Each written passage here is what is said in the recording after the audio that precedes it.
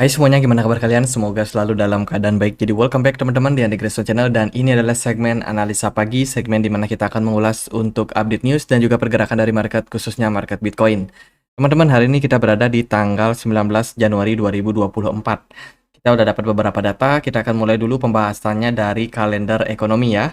Teman-teman, di perdagangan kemarin, by the way, kita dapat beberapa data, salah satunya adalah data dari jobless claim dari Amerika Serikat ya, continuing jobless claim di mana trennya mengalami penurunan.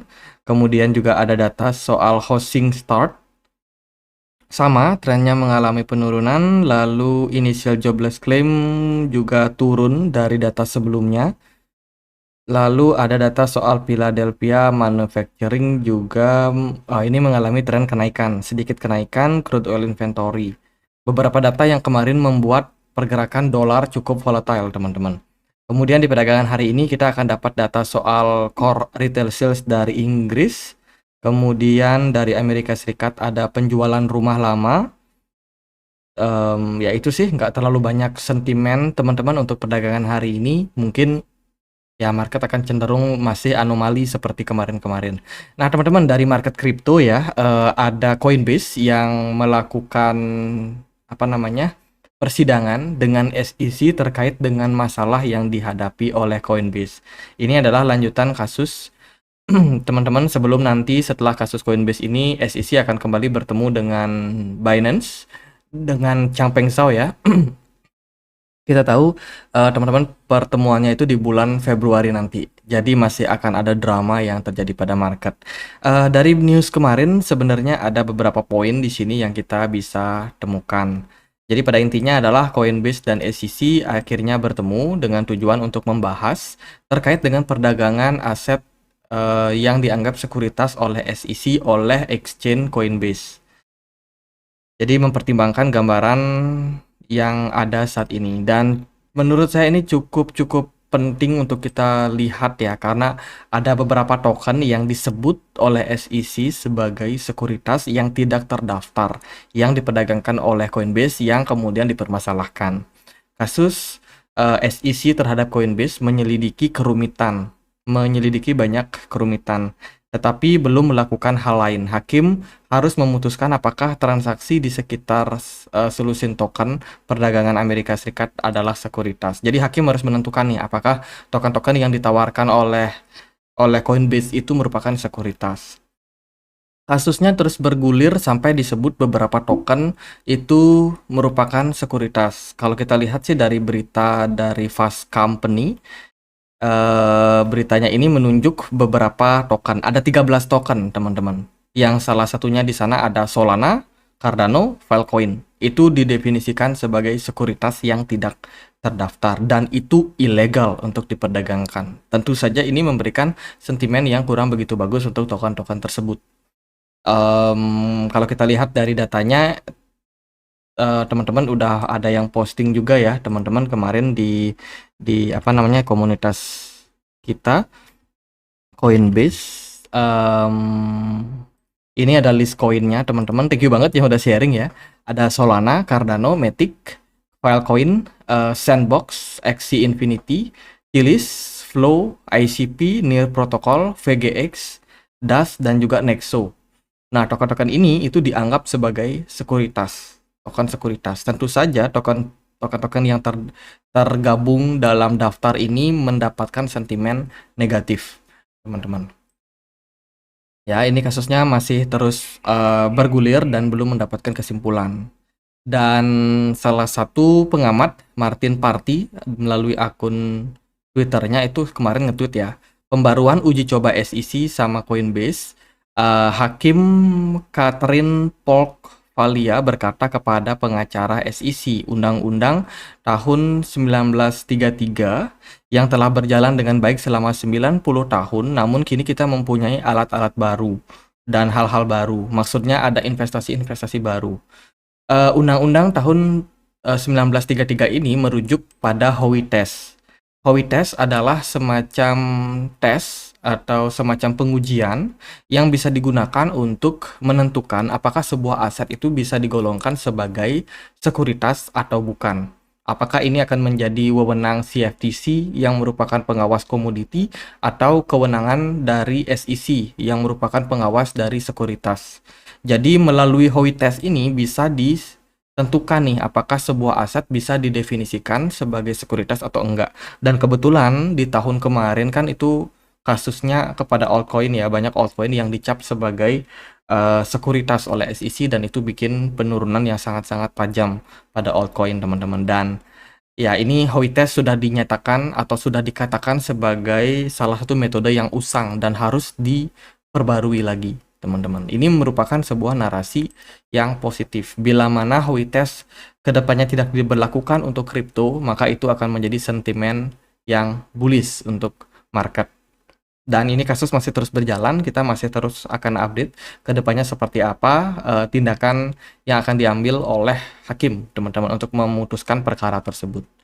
Tapi ini dari gugatan sekarang udah mulai ada titik terang, semoga sih ke depannya membaik ya.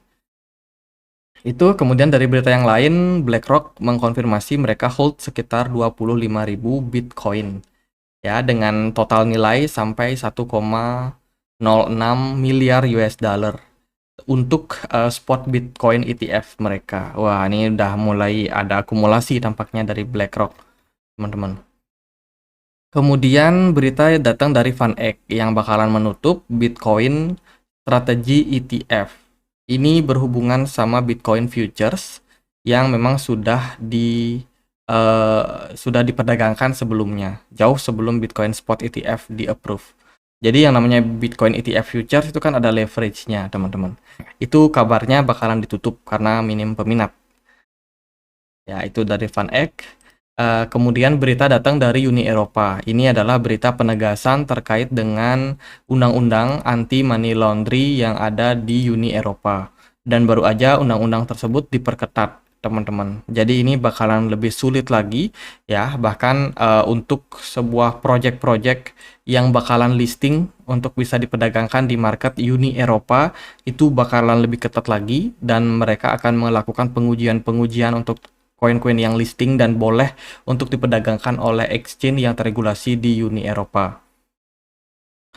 Berdasarkan perjanjian CASP perlu menerapkan langkah uji tuntas pelanggan saat melakukan transaksi senilai 1.000 euro atau lebih dan menambahkan langkah-langkah memitigasi resiko. Jadi ada semacam pengetatan kalau kita melakukan transaksi di atas 1.000 euro. Teman-teman. Jadi tujuannya untuk mengatasi yang namanya money laundering. Jadi itu pengetatan regulasi. Kemudian dari berita yang kemarin itu ada Donald Trump, dia pidato teman-teman. Ini kan salah satu calon presiden ya untuk 2024 pemilu di Amerika Serikat. Katanya Donald Trump itu bakalan tidak mengizinkan CBDC. Wah, dilarang nih pakai CBDC di sana. Di Amerika Serikat teman-teman kalau dia terpilih ya menjadi presiden. Jadi Donald Trump sendiri adalah salah satu calon dari Partai Republikan yang bakalan teman-teman berpeluang untuk maju di Pilpres nanti. Yaitu kemudian datang berita dari upgrade Denkan dari Ethereum yang baru aja melakukan testnet Goerli, testnet pertama mereka dengan tujuan untuk melakukan tes apakah kedepannya upgrade bakalan bisa berjalan mulus atau enggak. Jadi masih beberapa tes perlu dilakukan ya. Fitur unggulan dari Denkan, salah satu fitur yang menonjol adalah pemutakiran pengenalan blob data sementara dengan EIP 4844 yang dikenal sebagai Proton Sharding. Fitur inovatif untuk menurunkan biaya transaksi di layer kedua secara signifikan dalam lapisan 2 Ethereum seperti Optimism, Base, Polygon, dan lainnya. Oh, jadi upgrade ini bakalan sangat menguntungkan untuk layer-layer kedua teman-teman dari Ethereum. Kemudian peningkatan Denkan juga akan membawa perubahan untuk membatasi operasi penghancuran diri, memperkenalkan fitur baru yaitu Bridge dan Staking Pool. Wah, ini akan ada upgrade-upgrade yang tentunya menarik untuk Ethereum ke depannya. Jadi itu beberapa narasi, beberapa news yang ada di market crypto. By the way, Bitcoin tadi pagi sempat dibanting turun ya teman-teman, turun drop sampai kisaran level 40.600. Dari pergerakan DXY atau dolar kemarin masih dalam posisi yang kuat, bertahan di kisaran kenaikan 0,03 di kisaran harga 1,03. Sorry, 103,39 teman-teman. Kemudian kemarin juga gold menguat tipis di bawah 1%, lalu S&P 500 juga kurang lebih menguat ya, tapi Bitcoin dan kawan-kawan justru malah nyungsep teman-teman. Di perdagangan kemarin BTC dominance-nya sedikit turun, tapi ya Bitcoin dan kawan-kawan justru mengalami tren penurunan yang signifikan. Koin yang kemarin cukup strong adalah BNB karena ada narasi launchpad ya, token alt kalau nggak salah itu ada listing. Itu sih teman-teman beberapa pergerakan altcoin rata-rata pada merah nih.